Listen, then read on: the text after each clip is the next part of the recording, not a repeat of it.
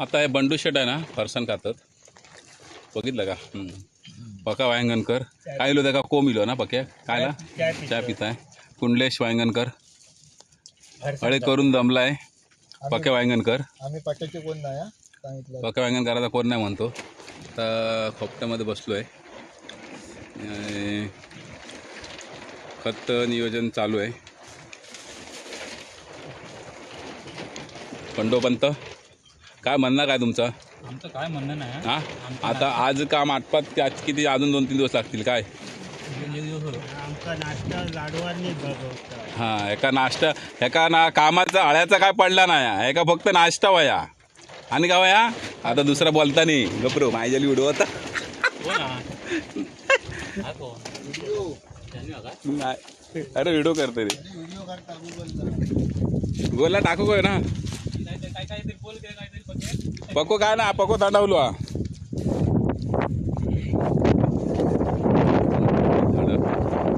इकडे एक साईड झाली आहे. त्या साईडचं बाकी आहे खत नियोजन. एक साईड बाकी राहिली. ही 2 दिवस अजून 2 दिवस लागतील फक्त. हवा पण सुटली एकदम जोरदार हवा सुटली आहे. आणि बघू शकता झाडं केवढी मोठी झाली. त्या साईडला पाऊस आहे सगळा. मध्ये मध्ये काजूची झाडाला पण लावलेली आहेत. आणि यावर्षी याला खूप आंबे आलेले या झाडाला पण आहेत. त्या साईडला पण भरपूर आहे. खत नियोजन होईल आज उद्या होऊन जाईल पुरं. आज नाही होणार आहे. हे हापूस आहे. हे काजूची झाडं आहेत. चांगली छान वाढ झालेली आहे काजूच्या झाडांची एकदम मस्त खूप छान.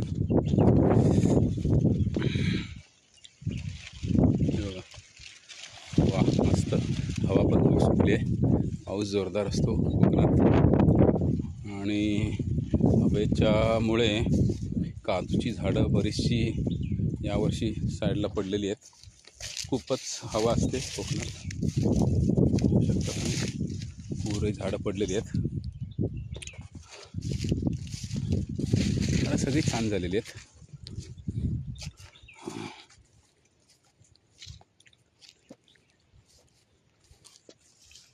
मोठी झाली आहेत झाडं.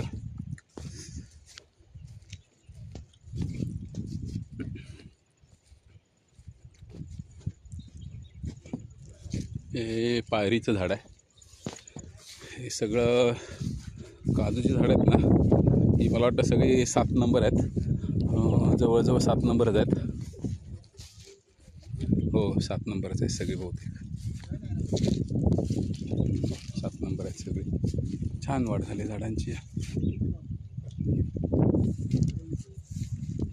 पण खूप मोठी झाडं झाली आहेत. खूप म्हणजे खूपच 8-8 10-10 हे 15 फूट झालं आहे. छान वाढ झाली झाडांची. हे 14चं असेल 14 13 14 12 13 14ची असेल लागवडी.